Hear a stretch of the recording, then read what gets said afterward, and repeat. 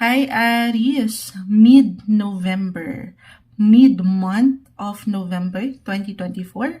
Ito na po ang inyong reading. Kuha tayo ng ilang mensaheng gabay para sa inyo. Para sa ilang natitirang araw at linggo ng buwan ng November. At the same time, meron tayong darating kasi na full moon ngayong November 15 in the sign of Taurus. Okay, so hingi lang din natin ito ng messages kung anong kailangan yung marinig. Para sa mga Aries, message.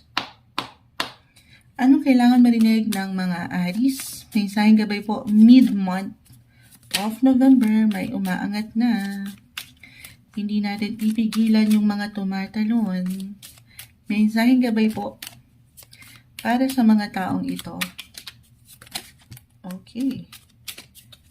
Will be straightforward, hopefully, para lang dire-diretso tayo. Pero maraming pagkakataon, Aries, na maraming nais kasing iiwan ng baraha.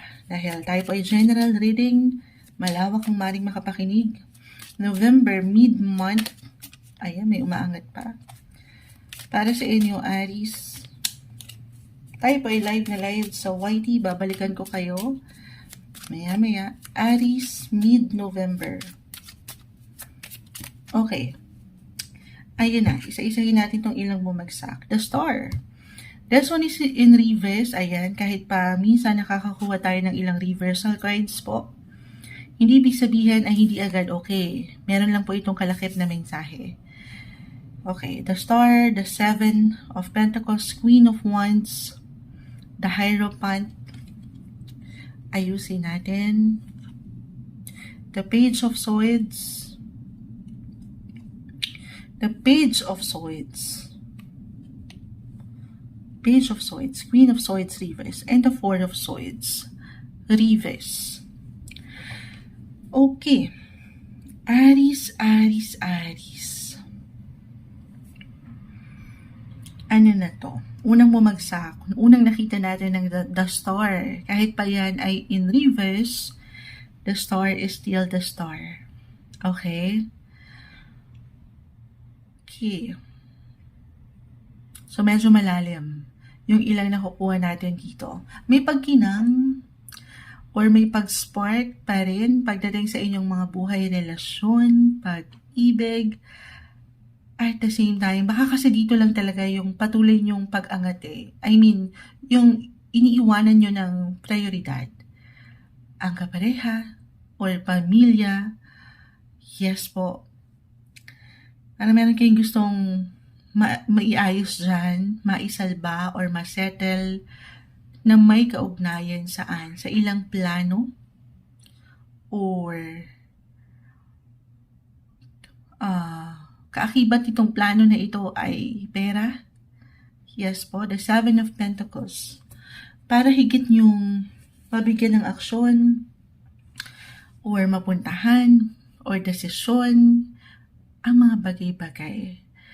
Parang pera ang solusyon, di ba? Totoo naman, sa mas practical, maraming nagagawa ang pera at yun yung higit yung kailangan din marahil hinahabol, patuloy na misyon ngayong mid-month.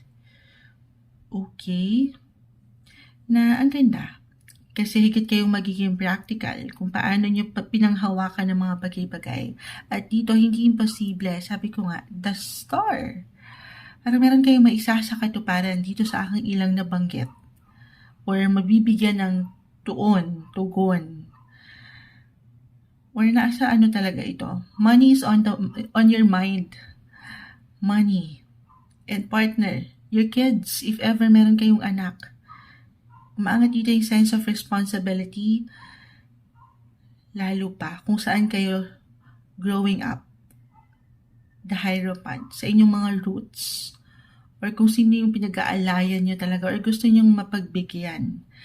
Aking yung ulitin, kaakibat, yung enerhiya, kahit sa simpleng enerhiya lang ito, if ever hindi mag-apply yung investment, yung energy. Okay. Some of you, diretso, walang katamis-tamis, pero as long as alam nyo naman, kasi parang ito na yung nilook forward ng ilan sa inyo, yung pera. na parating ay pinaghirapan, pinagsikapan. So, hindi imposible mid-November. Ito yung makakamit. Okay? Matatanggap niya na. May pag-increase pa nga pagdating sa inyong finances. Or mababayaran kayo. Or kayo itong makapagbabayad.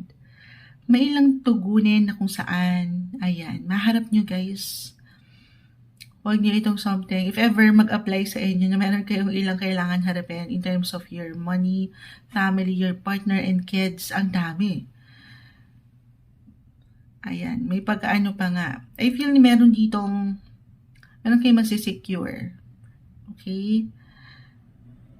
Kahit na minsan nakakapagod. Pero, ayun na. Fates and trust lang. Trust the process. Pagkatiwalaan nyo yung bawat proseso na pwedeng ihain pa ng buhay mid-November. Yung faith na meron kayo sa inyong mga sarili, okay? Andito. Merong parating. The Page of Swords is here. At syempre pa yung faith. Ihabol natin, hindi natin kakalimutan yung faith na meron kayo sa Kanya. Sa inyong connection sa Kanya. Sa ating nag-iisang Lord. Maging ano pa man po ang inyong religion. Okay. Para bang umangat kasi yung practicality, sense of responsibility na kailangan meron kayong maibigay, ma-share, na ang ganda. Okay? May magagandang possibility po dyan. Lalo pa ito, meron ako nakikitang parang pinagpaguran ito, pinagsikapan, or hinihintay na ng ilan. Money is coming for you guys. Claim na natin yan. Okay? At lalo pa kung patuloy lang din kayong nanlalaban sa inyong buhay, trabaho especially. Yan ay hindi nababaliwala. Okay. Parang meron pa ako gustong hugutin hindi ko mahugot. Para sa inyo, Aries. Samahan ng dasal. At itong financial situation na ito, minsan meron lang talagang twists and turns. Minsan ginugulat tayo or hindi ganon kadali. For some of you, parang walang pagkinang, walang progreso. Aking ulitin, pagkatiwalaan. Okay, pagkatiwalaan. Baka meron lang kayo nakakalimutan o hindi nyo napupunan, nandyan na pala. Parating to sa inyo. Or talagang yung mindset nyo ngayon in regards money, why not? Kung meron kayong gusto talagang i-invest sa isang negosyo o sa kapareha, anything, family-related matters.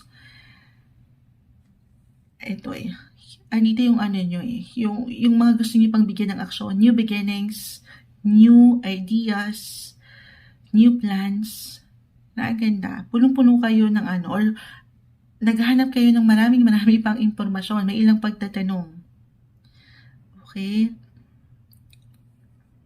Trust the process, trust your intuition, dahil pantay narito, alam nyo na raw ito, kung saan kayo pwedeng higit na lumago.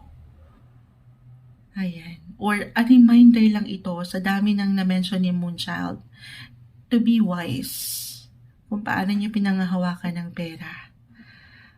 O kaya kung saan kayo naglalaan ng enerhiya, kahit sa simpleng enerhiya, investment ng pera, especially rin kung paano kayo naglalabas, kung paano kayo nag-spend, nagsisave, tamang pag-angat ng balance na responsibilidad kung paano nyo pinanghahawakan ang inyong income. Okay? Ayun ang umaangat. More on practicality, mid-November. Lalo pa sabi ko nga kaugnayin nito yung ilang mahalaga sa inyo. Kapareha, pamilya, at mga bata.